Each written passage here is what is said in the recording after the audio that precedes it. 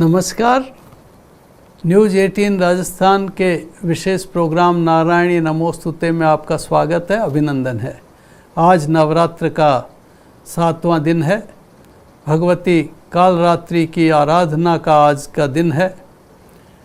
कालरात्रि की स्तुति में कहा गया है कि एक वेणी जपा कर्ण पूरा नग्ना खरा स्थिता लंबोष्ठी कर्णिका कर्णी तैलाभ्यक्त शरीरिणी वाम पादो लसल्लोल लता कंटक भूषणा वर्धन मूर्ध्वजा कृष्ण कालरात्रि भयंकरी।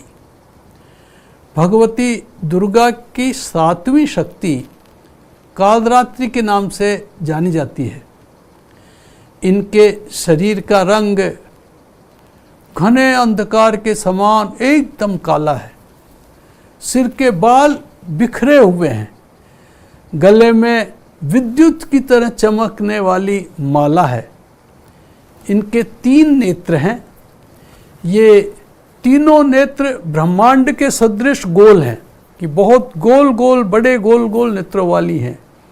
इनसे विद्युत के समान चमकीली किरणें निकलती हैं। इनकी नाक से श्वास प्रश्वास में भयंकर अग्नि की ज्वालाएं निकलती हैं। माँ भगवती का वाहन गर्दभ है, गधा। ऊपर उठे हुए हाथ से तो वरमुद्रा और ये सभी को प्रदान करती हैं, और एक हाथ से दाहिनी तरफ के हाथ से नीचे वाला जो हाथ है उससे अभय मुद्रा प्रदान करती हैं। बाईं तरफ के ऊपर वाले हाथ में ये लोहे का कांटा और नीचे वाले हाथ में एक कटार तलवार सी लिए हुए रहती हैं। माँ कालरात्रि का जो स्वरूप देखने में अत्यंत भयानक दिखाई देता है, लेकिन ये सदैव शुभ फल देने वाली है। इसी कारण इनका एक नाम शुभंकरी भी है कि दिखने में भयंकर है लेकिन वैसे कल्याण करने वाली है, शुभंकरी है। अतः इनके जो भक्त हैं उनको किसी भी प्रकार से भयभीत होने की या आतंकित होने की आवश्यकता नहीं है। ये महानिशा की अधिष्ठात्री भी है। विष्णु की योग निद्रा भी यही है, और यही माँ भगवती ही सम्मोहित करके मधुकैटभ नाम के जो प्रसिद्ध राक्षस थे उनका संहार भी करने वाली यही है। उनका संहार भी इसी ने किया था। काल होने के कारण ये महाकाल है। सबको मारने वाली काल की भी रात्रि अर्थात उनको विनाश करने वाले होने के कारण इनका नाम कालरात्रि पड़ा है। जितने भी दानव गण हैं उनकी जो गलत वृत्तियां हैं उनका नाश किया इन्होंने, और इनकी उपासना से जितने भी भक्त हैं उनको इन्होंने राहत प्रदान की। ये ऊर्ध्वकेशी हैं। इनके बाल ऊपर की तरफ आसमान की तरफ उड़ते हुए रहते हैं और विकराल गोल नेत्र वाली हैं। प्राकृतिक प्रकोप, अग्निकांड, दुर्घटनाएं जितनी भी होती हैं उनमें ये शमन करने वाली होती है, उनसे बचाती हैं। अन्य जो इनके स्वरूप हैं तो काली वैसे सवारूढ़ा भी होती है, सम्मोहन की अधिष्ठात्री भी ये होती है। दुर्गा पूजा के 7वें दिन माँ कालरात्रि की उपासना का विधान विशेष रूप से बताया गया है। इनके ध्यान का वैसे विधान विशेष रूप से इस तरह से है। ओम भूर्भुवः स्वः कालरात्रि इह गच्छ इह तिष्ठ कालरात्रि नमः। कालरात्रिम आवाहयामि स्थापयामि नमः।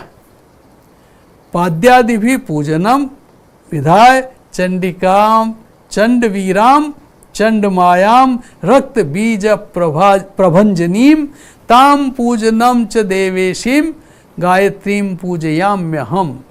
इस प्रकार से साधक को जो पूजा अर्चना करने वाले नवरात्रा के जो भक्त हैं भगवती के, वो इस प्रकार से साधना करें और मन को सहस्रार चक्र में ध्यान करके और इनकी आराधना करने से जो ब्रह्मांड की जितनी भी सिद्धियां हैं वो सारी सिद्धियों के द्वार खुल जाते हैं और उनको उन सिद्धियों की प्राप्ति होती है। इसी सहस्रार चक्र में स्थित साधक का जो मन है वो पूर्ण रूप से माँ कालरात्रि के स्वरूप में अवस्थित रहता है, तो उसका साक्षात्कार भी हो जाता है। ये पुण्य, ऐसे लोग पुण्य के भागी होते हैं जिनको भगवती का साक्षात्कार हो जाता है। उनके समस्त पाप और उनके विघ्न वो नष्ट हो जाते हैं। उसे माँ भगवती अक्षय पुण्य प्रदान करने वाली होती है और शुभ लोकों को प्रदान करती है। माँ कालरात्रि शत्रुओं का और दुष्टों का विनाश करती है। दानव, दैत्य, राक्षस, भूत, प्रेत, पिशाच, इनका तो कालरात्रि के स्मरण मात्र से ही नाश हो जाता है। ये सब भयभीत होकर के भाग जाते हैं। इसी के साथ किसी के ग्रहों का दोष हो कि कोई शनि खराब है, राहु खराब है, केतु खराब है, या कोई महादशा अंतर्दशा खराब है, मारक चल रहा है, ऐसी स्थिति में भी कालरात्रि ग्रहों की शांति में भी इसकी उपासना की जाए तो सब ग्रह भी शांत हो जाते हैं। जितने भी जल के जंतु हैं, थल के जंतु हैं, नभ के जंतु हैं, उन सबको भी शत्रुओं से मुक्त कराती है। रात्रि का भय कभी नहीं रहता और इनकी कृपा से सर्वथा भय मुक्त हो जाता है। जैसे माँ के गोद में बच्चे की स्थिति होती है, वैसे ही माँ कालरात्रि सारे भय मुक्त कर देती है। तो माँ कालरात्रि के स्वरूप विग्रह को हम अपने हृदय में स्थापित करके यदि मनुष्य एकनिष्ठ भाव से, एकाग्र भाव से यदि भगवती की उपासना करता है तो उसे नियमों के साथ, संयम के साथ यदि व्रत करते हैं, उपवास करते हैं, तपस्या करते हैं, जप करते हैं, तो उनको पूर्ण फल प्राप्त होता है और सारी मन की, वचन की, काया की जितनी भी पवित्रता है वो हमको रख करके और भगवती की आराधना करनी चाहिए। ये शुभंकरी है। कालरात्रि तो इनका नाम है, लेकिन ये शुभंकरी है, इसलिए ये शुभंकरी देवी, इनकी उपासना से हमको सारी सिद्धियां प्रदान करती हैं और हमें शुभ कर्मों को प्रदान करती हैं। इसलिए इसकी हमारे कर्मों की गणना ये भगवती के पास स्वतः होती रहती है कि हम क्या कर रहे हैं। इसलिए पूरे मनोयोग से, सद्भाव के साथ हमें भगवती का निरंतर स्मरण करना चाहिए और इनकी उपासना और पूजा करनी चाहिए, ध्यान करना चाहिए। क्योंकि भगवती का ध्यान, कालरात्रि का ध्यान करने से बहुत सारे कष्ट, बहुत सारे रोग, जो संक्रामक रोग खास तौर से होते हैं, वो स्वतः ही दूर हो जाते हैं। इसलिए इस कोरोना काल में इनकी और भी महत्ता बढ़ जाती है। कालरात्रि जैसे हम शीतलाष्टमी जो होती है तो उससे पहले ये सप्तमी को होती है, तो सप्तमी और अष्टमी का युग्म है कि ये सप्तमी और अष्टमी का युग्म होता है कि जो पकवान बनाए जाते हैं वो सप्तमी को बनाए जाते हैं, पूजा अष्टमी को जाते हैं। वो अष्टमी को जो पूजा होती है वो कालरात्रि की ही पूजा होती है। शीतलाष्टमी की जैसे पूजा होती है वो इसी का स्वरूप है। ये सभी तरह के, जैसे पहले के समय में चेचक आदि रोग होते थे, उन सब संक्रामक रोगों का शमन ये भगवती ही करती थी। आजकल ये कोरोना चल रहा है, इस कोरोना संक्रमण काल में भी ये बहुत महत्वपूर्ण हो जाता है आज का दिन कि हम भगवती की आराधना करें और मनोयोग से साधना करें। और एक इस मंत्र का यदि हम जप करें तो और भी अच्छा है।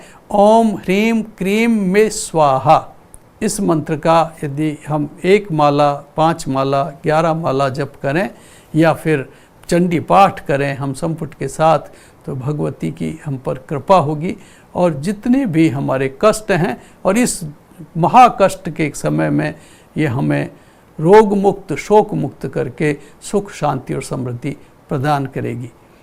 नवरात्र के 7वें दिन कालरात्रि की जो पूजा चल रही है, कालरात्रि की पूजा के कालखंड में भी कई सारे प्रयोग किए जाते हैं जो हमारी कई तरह की समस्याओं के समाधान में सहायक होते हैं। आजकल और पहले भी हर कोई व्यक्ति ये चाहता था कि उसको यश मिले, सफलता मिले, ऐश्वर्य मिले, नेम फेम एंड मनी, इसके लिए हर कोई उत्सुक रहता है। कोई भी दुनिया में ऐसा व्यक्ति नहीं है जिसको नेम फेम और मनी की आवश्यकता नहीं हो। इसके लिए बहुत सारे प्रयोग होते हैं, लेकिन नेम फेम मनी केवल प्रयोग टोटके जप तप से ही नहीं मिलती। नेम फेम हमारे व्यवहार से मिलती है, हमारे आचरण से मिलती है। हम कैसे निर्णय ले रहे हैं, सही समय पर सही निर्णय ले रहे हैं या नहीं ले रहे हैं, इन सब से मिलती है। और ये अगर नहीं है तो ये प्रयोग कुछ नहीं कर पाते हैं। प्रयोग करेंगे लेकिन प्रयोग आपके चिंतन में परिवर्तन लाएंगे, आपके व्यवहार में परिवर्तन लाएंगे, लेकिन जब तक आप दृढ़ निश्चयी नहीं होंगे तब तक ये परिवर्तन नहीं आ पाते हैं। इसलिए इन प्रयोगों के साथ साथ हमारी दृढ़ इच्छा शक्ति भी होनी चाहिए कि हम उन दृढ़ इच्छा शक्ति के साथ हम आगे हमारे व्यवहार में बदलाव लाएं। तो चैत्र शुक्ला सप्तमी को यश और ऐश्वर्य और सफलता के लिए भगवान सूर्य नारायण को के जो 12 नाम हैं उनके 12 नामों का उच्चारण करें और उसी के साथ में गंध, पुष्प, धूप, दीप, नैवेद्य, ये पंचोपचार पूजा करें। पूजाएं कई तरह की होती है, पंचोपचार, 10 उपचार, 16 तो 64 उपचार की भी होती है। बहुत सारे राजसी पूजा भी होती है जिसमें बहुत सी सामग्रियां प्रयोग में ली जाती है। लेकिन ईश्वर कभी भी बहुत सी सामग्रियों से ही प्रसन्न अगर होता तब तो सिर्फ पैसे वालों से ही प्रसन्न रहता, गरीब से कैसे होता।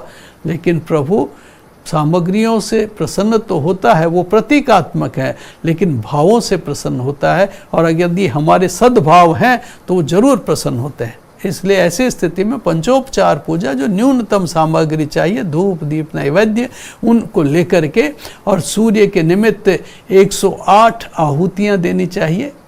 और विद्वानों को खीर का भोजन कराना चाहिए, क्योंकि खीर, ये जो चावल और दूध से बनती है खीर, ये खीर भी देव भोजन होता है कि इससे देवता भी प्रसन्न होते हैं और इससे व्यक्ति भी प्रसन्न होते हैं।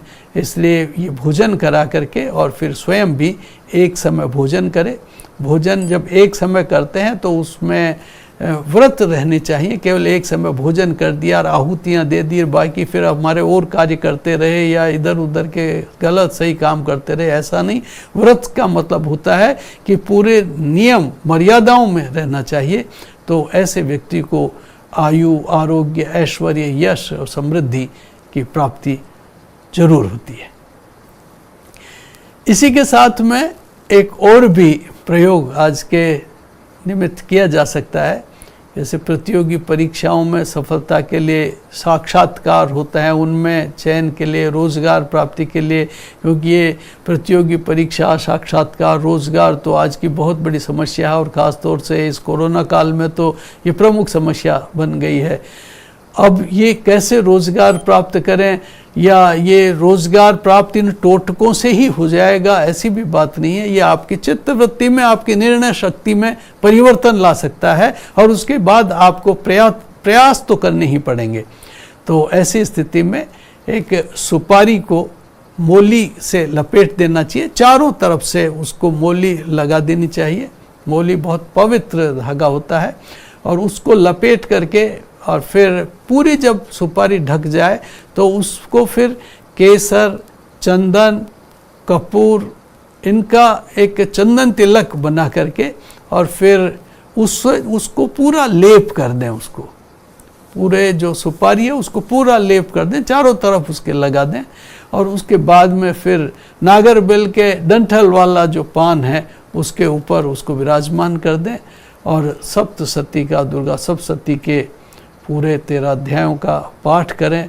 और उसके बाद में सप्तमी से नवमी के बीच में एक दिन उत्तर चरित्र का, ये दुर्गा सप्तशती में 3 चरित्र हैं, प्रथम चरित्र, मध्यम चरित्र और उत्तम चरित्र।